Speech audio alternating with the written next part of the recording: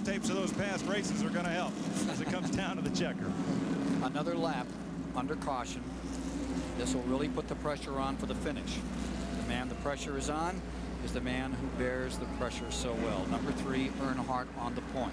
Behind him, you see that number 5 of Ricky Rudd, and then the number 30 of Michael Waltrip, struggling over the years for that first victory. It could be here. Then the man that won last week at Pocono, Pennsylvania, Rusty Wallace, with the new Roger Penske team, lies there in 4th.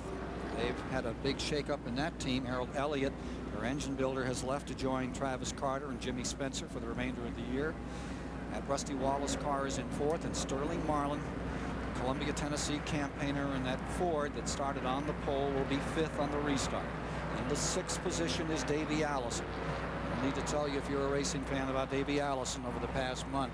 It's been an incredible 30 days since we came to Memorial Day at Charlotte, North Carolina. It's been a Davey Allison celebration. Following Davey Allison in 6th will be Bill Elliott, and of course he just won that last race for the restricted weight, the Pepsi 400, July 6th down at Daytona Beach, Florida. Behind him is Darrell Waltrip, and you know that there's a fox in the henhouse when he's in the lead lap.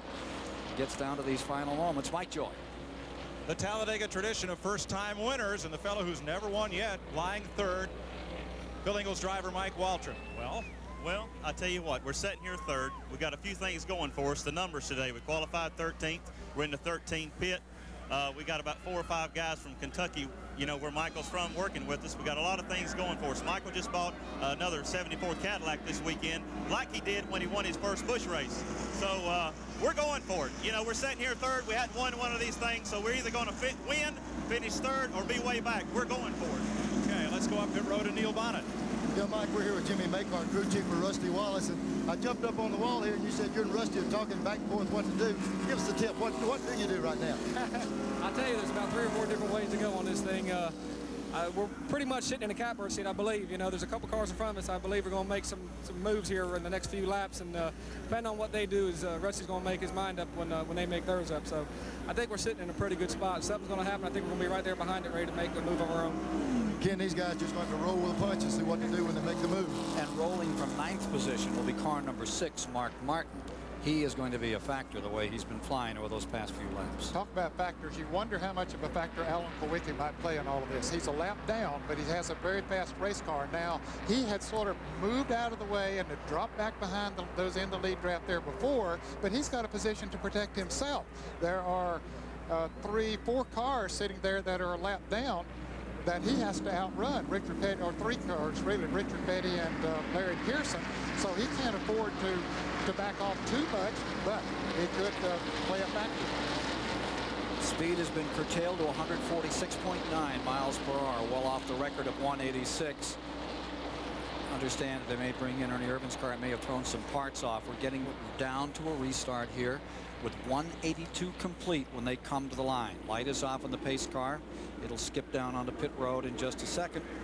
Well, we saw some debris over there on the racetrack. It was an air cleaner off the car. Air cleaner didn't come off any of these cars. It's got hoods on them. With a hood on them. It had to come off Ernie Irvin's car. 15 cars in the lead lap. Joe Ruttman on the tail end running 15th. 14th is the Buddy Baker car. 13th as they come to the line is Chad Little. In that 12th spot is the 21 Jarrett. 11th is the 42 Hillen. 10th, 15 Shepard. 6 to go and they're under green. The break into turn 1. Earnhardt stays right there, steady as a rock. Ricky Rudd stays glued to it. And Alan Kulwicki, he's not going to get a fair fight with these guys. All he needs to do is outrun Richard Petty. His chances of winning this race are gone. He realizes that. Richard Petty's sitting back there running in 18th position, a lap down, but they're going to stay out of the way of those front runners. And there goes the front runners by on the outside. They're giving him plenty of running room up there. Once they clear that number 7, that lap car, then we'll begin to see those cars in the lead lap begin to double up and fight it out as Wallace now finds himself pinned. Coming up to the inside comes number 22, Sterling Marlin. Marlin challenging for 3rd. Wallace trying to throw a block on Waltrip as they came through the tri-oval that time. A high hot tip here is to stay wide and try to gather it all and look at this fight. Earnhardt stays in front. Rudd in second. In third is Sterling Marlin in the back straightaway. Here comes Davey Allison. We know he has the horsepower. Can he carry it up through? Riding with Davey Allison backside. He decides to go up through with Sterling Marlin. They're going underneath Ricky Rudd. It's a Ford Chevrolet battle right now, folks, and you can bet your bottom dollar they will work together. The Fords will work together and the Chevrolets will work together. But when it comes down to it, whoever it takes to win the race, you work with that one that you think gives you the best shot at it. Shuffle is on. Here's Davey Allison working the bottom of the racetrack, going for the lead. Here they come to the line. 184 complete, 4 to go. Earnhardt stays in first. And guess who's coming up on the bottom of the racetrack? Directly behind number 28 is 17. Here's the 6 car of Mark Martin. He has scooted around number 30. In that battle, that's further back now. That's 6th position. Look at Darrell Waltrip. He can hardly see. The windshield is cracked. The windshield is dirty. It's pitted, but he's given it all he has. And jumping up around him comes that number 6 of Mark Martin. Look at Darrell. He had a notion to go in the middle of his brother Michael, but Michael gets out of the way, down way up on the outside. What's scrambling around? The chips are down. Earnhardt first. Here comes Davey Allison to the inside. And you can hear the roar of the crowd over the thunder of the motors as they come to the line. There's 3 laps to go. Davey Allison out in front, a Ford on the inside, Chevrolet on the outside for $740,000. Here we go. Backside, 3 laps to go. Earnhardt comes back. Allison stays with him. They almost touch, and here comes Bill Elliott up on the outside. Just nowhere to go for some of those cars. Davey now caught down there, can't keep up. The momentum Earnhardt had coming off that turn just to let him drive on the way. And the last laps are looking like the first laps. Earnhardt back in front. Here they come down out of turn 4. Bill Elliott right there in second. Remember, Elliott won the last restrictor plate race, the Pepsi 400 at Daytona. And guess who's there? Car number 6 has made it all up. Mark Martin thunders into third. Ricky Rudd is in fourth. Just 2 laps to go. It'll be 1 to go when they come back. Look back here at Darrell Waltrip right behind this pack. He's making a 3 deep coming off the turn. There we see him as they jockey around. Just look at them fight for a place to go on the racetrack. Meanwhile, up in front, Bill Elliott closes in. He's won here before. Look at this battle. Dale Jarrett on the outside, Davey Allison in the middle. They've bypassed Darrell Waltrip, Morgan Shepherd down on the inside. All of these positions are worth big money and points. That's white flag coming up. That is for 5th position. Here are the front 4.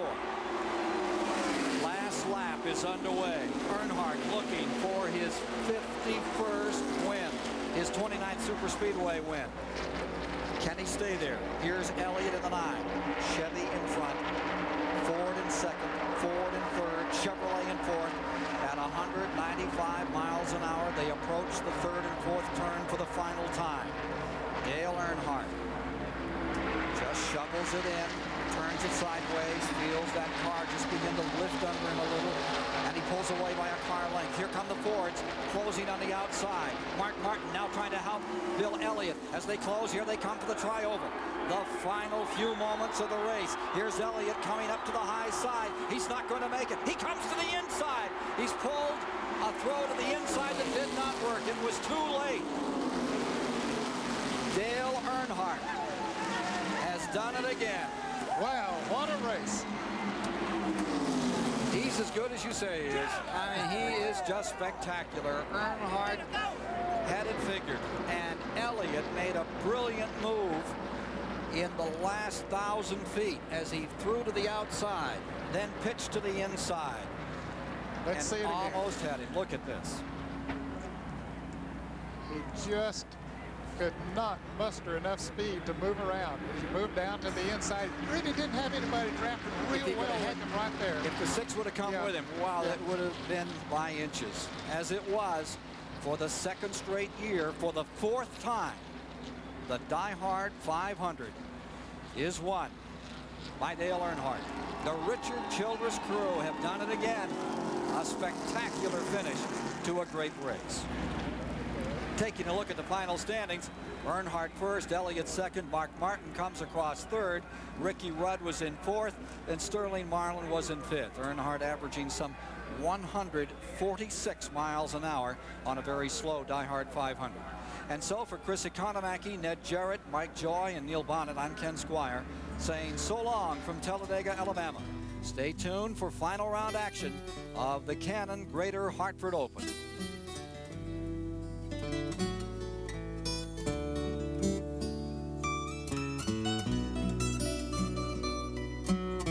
The Diehard 500 has been a presentation of CBS Sports.